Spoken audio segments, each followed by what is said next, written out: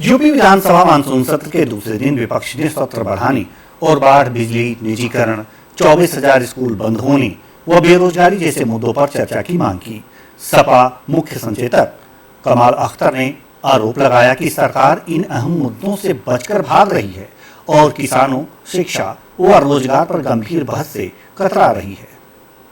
विधानसभा सत्र दूसरे दिन हंगामेदार रहा। हमसे ज्यादा बात करने के लिए समाजवादी पार्टी के मुख्य संचेतक कमाल अख्तर जी। कमाल जी, लगातार सरकार सत्र चलाना चाहती है मगर आप लोग हंगामा कर रहे हैं, प्रश्नकाल दिया, नियम 56 दिया, उसके बाद भी हंगामेदार। देखिए, अगर सरकार, उत्तर प्रदेश इस देश का सबसे बड़ा सूबा है, अगर सरकार को इतनी चिंता किसानों की है तो बाढ़ पे चर्चा कराए।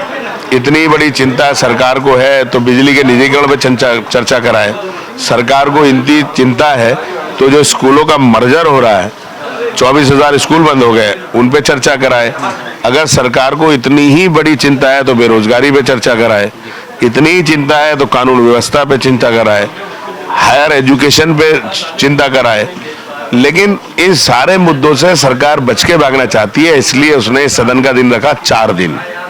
वो 10 दिन भी रख सकते थे और 4 दिन में भी उन्होंने कह दिया कि हम लोग विजन डॉक्यूमेंट्स पे डिस्कस करेंगे, 24 घंटे चलाएंगे। क्या नियमावली में है कि 24 घंटे सदन चले?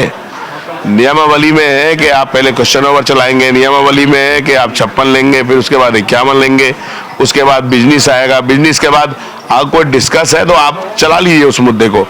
तो सरकार नहीं चाहती कि जनता के जुड़े मुद्दों पे उसकी जवाबदेही तय हो और जिस तरह से जनता को गुमराह कर रही है, इसलिए सदन का समय उन्होंने कम रखा। फतेहपुर की घटना पे कल तो FIR हो गई, उसके बाद भी आज आप लोगों ने हंगामा काटा। देखिए, बात ये नहीं है, बात ये है कि जीरो टॉलरेंस की नीति, जीरो टॉलरेंस का बखान करने वाली सरकार को सीधी चुनौती संगठन देते हैं कि हम फला तारीख में इतने बजे वहां जाएंगे। सरकार की प्रशासन, पुलिस वहां बैरिकेडिंग करता है, उसके बाद वो लोग जाके तोड़ देते हैं। तो ये चुनौती हमारे लिए थोड़ी, ये सरकार के लिए है। तो सरकार को चाहिए कि ऐसी घटनाओं की पुनरावृत्ति ना हो, ऐसे लोगों के खिलाफ कार्रवाई हो तो सरकार को कार्रवाई ऐसे लोगों के खिलाफ करनी चाहिए। समाजवादी पार्टी के एक नेता का भी नाम हो रहा है, उसके कल आपके समाजवादी जिला अध्यक्ष ने उसको निष्कासित भी किया। देखिए, मैं क्या कह रहा हूँ, बड़ी षड्यंत्रकारी पार्टी है।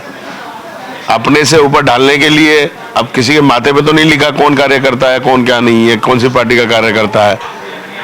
जो भी उसके अंदर शामिल हैं, अगर उनका कोई रोल आता है, किसी भी पार्टी से संबंधित है, उनके ऊपर कार्रवाई होनी चाहिए। सपा के जिलाध्यक्ष ने निष्कासित किया। सपा के जिलाध्यक्ष ने निष्कासित किया तो कोई जरूरी नहीं है कि कौन आदमी पर्ची कटा ले। 10 हजारों लोग पर्ची कटाते हैं समाजवादी पार्टी के, तो पहले देखना चाहिए वो किस लेवल पे काम करता है, पार्टी के अंदर काम करता है।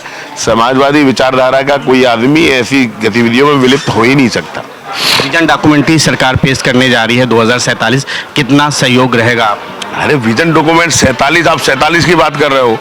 कौन मरेगा, कौन जिंदा रहेगा पता है 47 में? हम हुए, तुम हुए, नहीं हुए, कोई जरूरी थोड़ी है।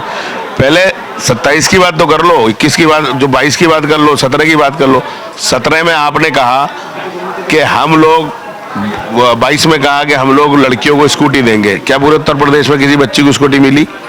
आपने कहा था कि 5 साल के अंदर सरकार बनते ही, जैसे सरकार बनेगी तो 90 दिन के अंदर हम लोग जितनी भी वैकेंसी उत्तर प्रदेश के अंदर खाली हैं किसी भी विभाग में, सब भर देंगे। क्या सब भरी गई?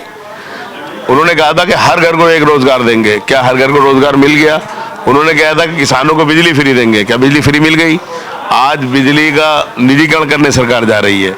तो इन पहले जो विजन डॉक्यूमेंट्स के नाम पे जनता को गुमराह करके सरकार अपने भाषण करना चाहती है, तो पहले सरकार को ये जवाब देनी चाहिए कि जो उन्होंने वादे किए थे, हर ये कहा था ये संकल्प पत्र नहीं, हमारा वचन पत्र है, तो पहले उसे पूरा करें, उसके बाद बहस कराएं और हम लोग उसमें बहस में